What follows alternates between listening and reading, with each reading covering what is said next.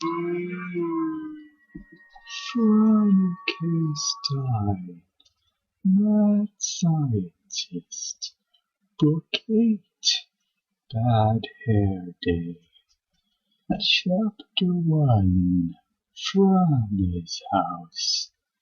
The Stein family lived in the pretty pink house with the lovely purple shutters down at the end of Daffodil Street. Everything about the house was bright and cheery, but of course, the outside of a house is never as interesting as what's going on inside it. And inside this house, behind the lit round upstairs window, something interesting was always going on, because this was the bedroom and laboratory of Franny K. Stein, mad scientist. Last week, for example, Franny developed a giant seahorse, and the day before that, she worked on a way to fly, based on how bats flap their wings.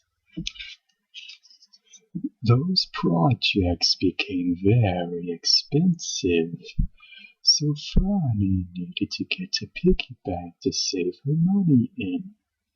Of course, being a mad scientist, she created her piggy bank from a real, live pig, which meant that she had to learn all she could about pigs.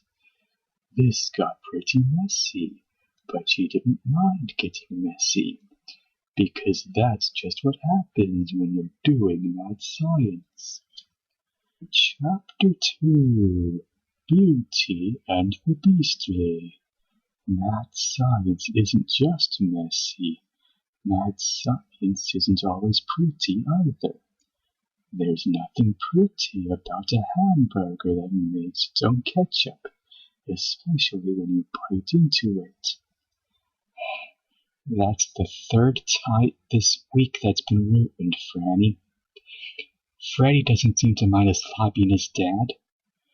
And nobody ever called Franny's totally circular wiener dog pretty. The word most people would use is disturbing. Still, Mom liked the wiener dog better than when Franny invented a spray-on Halloween costume that made Franny completely break out in giant warts. It's so much faster than putting on a costume, Franny explained. Mom had to admit that it was really fast. But when Franny decided she didn't want to wash the warts off, her mom felt like she had to talk to her about it.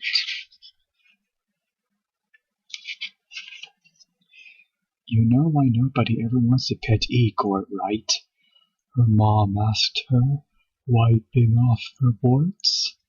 Igor was Franny's lab assistant. He wasn't a pure lab.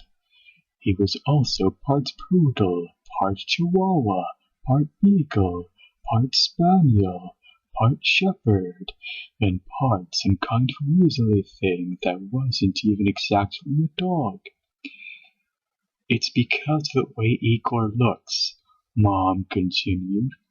What's wrong with how he looks? Franny asked. Mom stammered. Well, he's Igor's not going to win any beauty contests, Franny. And wouldn't you like it if he was, a better-looking dog?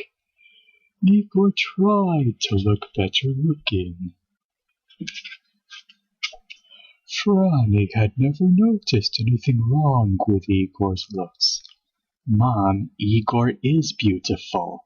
He doesn't need to win any contest for me to see that.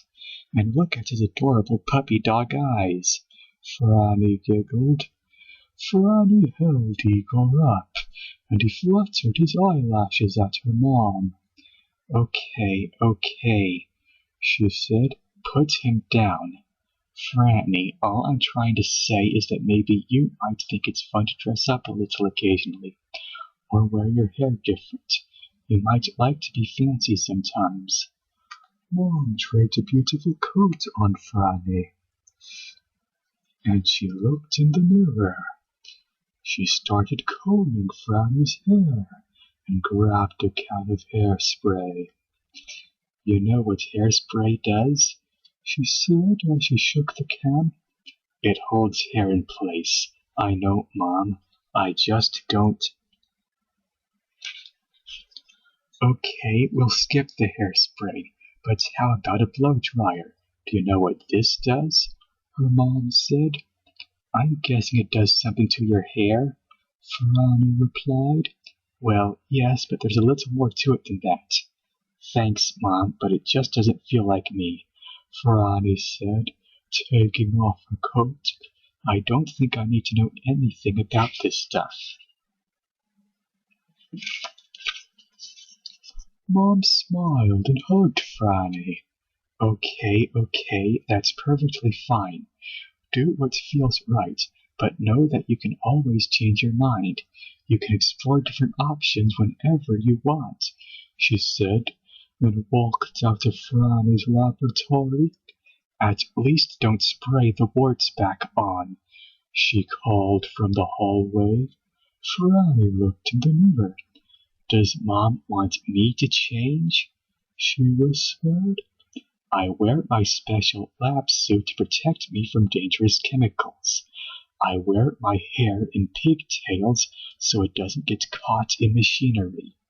I never wear nail polish because the pretty colors will just cause some creature in the lab to chew my fingers off. Cosmetics, hair stuff, fancy clothes, they aren't for me, Igor. I just don't understand them, Franny said. Lightning cracked outside. Wait a second, Franny said. Do you hear what I am saying? I understand electricity and dynamite and tarantulas and chemistry. Igor held up a recently modified teddy bear.